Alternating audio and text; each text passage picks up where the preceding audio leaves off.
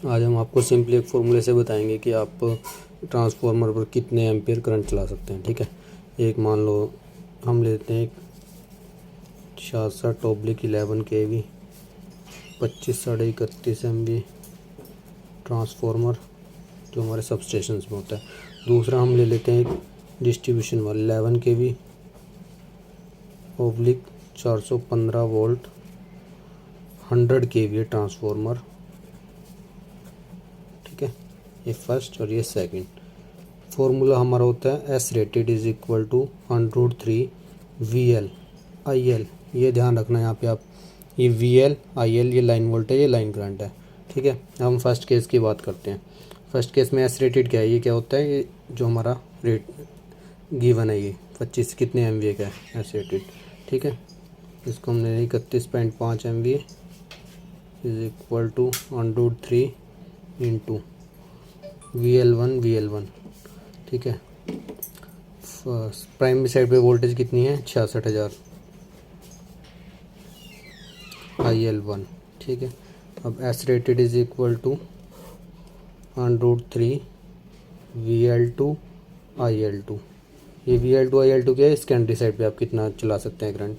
S rated आपको पता है 31.5 × 10⁶ is equal to √3 into secondary voltage कितनी है 11,000 इंटू IL2।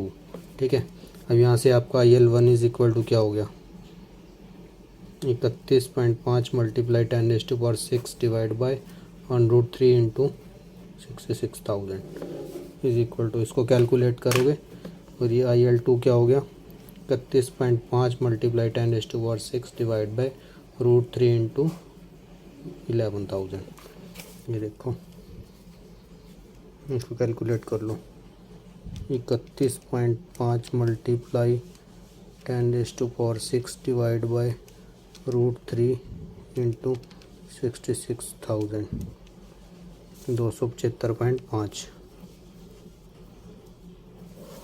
ठीक है, और उधर क्या आएगा सेकेंडरी साइड पे 31.5 × 10⁶ डिवाइड बाई √3 इंटू 11,000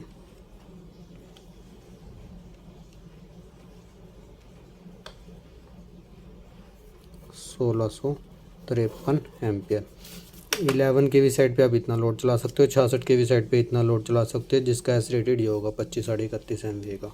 ओके, ठीक है, ये आप ध्यान रखना, ये लाइन वोल्टेज है, लाइन करंट है, और ये जो हमारा ट्रांसफार्मर होता है स्टार स्टार का होता है। इसमें 4 लीड्स होती हैं, एक HV NCT न्यूट्रल की भी लीड्स होती है। जिसमें न्यूट्रल नहीं होगा वो कौन सा होगा, डेल्टा कनेक्शन होगा, वो हम आपको ये आगे प्रूव कर देंगे। एक अब सेकंड ले लेते हैं हम। S rated हमारे पास गिवन है 100 kV का ट्रांसफार्मर है। ठीक है, इसमें लाइन वोल्टेज कितनी है VL1 11,000 वोल्ट है, और VL2 कितनी है 415 वोल्ट है। ठीक है, ये हमारे पास कौन सा 100 kV वाला ट्रांसफार्मर कौन सा होता है, हमारे पास स्टार डेल्टा स्टार डेल्टा। ये थोड़ा मैं रफ बना रहा हूँ, आप देख लेना, इधर बना देते हैं।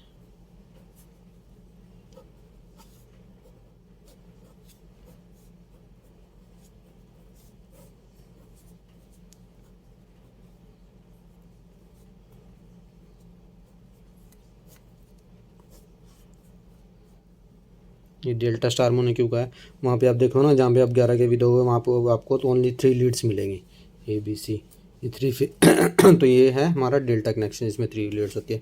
और 415 वोल्ट की साइड देखोगे आपको वहाँ पे न्यूट्रल भी मिलेगा, तो वहाँ 4 लीड्स होती हैं, तो वो स्टार साइड होता है।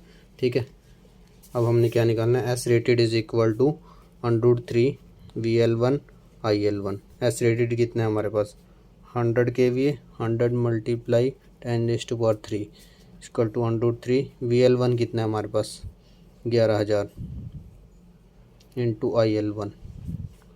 ठीक है, उस सेकेंडरी साइड पे क्या आएगा √3 VL2 IL2।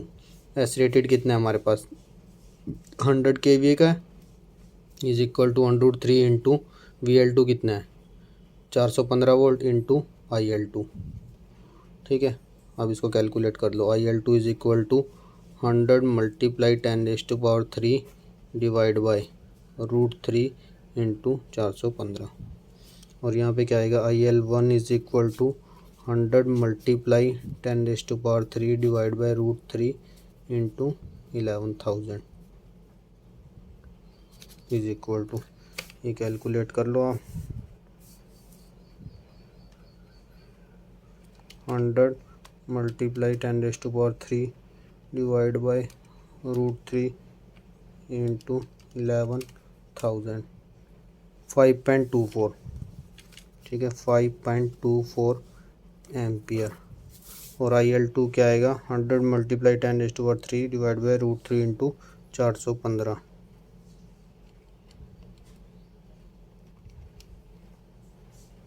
139 point something, approximately equal to 140 ampere. ठीक है, तो ये क्या है, जो 11 kV साइड पे आप 100 kV के ट्रांसफार्मर पे इतना लोड चला सकते हो, और सेकेंडरी साइड पे 415 वोल्ट है जहाँ पे, वहाँ पे आप 140 एम्पियर लोड चला सकते हो। ठीक है, ये सेकेंडरी साइड पे IL2 आया है हमारा। यहाँ पे लाइन करंट और फेस करंट सेम रहेगा, 140 एम्पियर ही लाइन करंट है और 140 एम्पियर ही फेस करंट है। और यहाँ पे क्या है, डेल्टा साइड में ये जो आपका आया है 5.24 एम्पियर, ये आया है आपका लाइन करंट। अब आपको पर फेस में निकालना है तो पर फेस में निकाल सकते हो।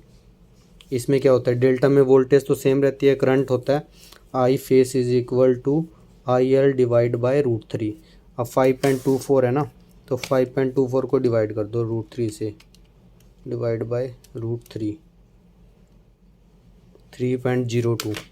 3.02 एम्पियर आपको पर फेस में मैक्सिमम इतना करंट चला सकते हो इस ट्रांसफार्मर के ऊपर।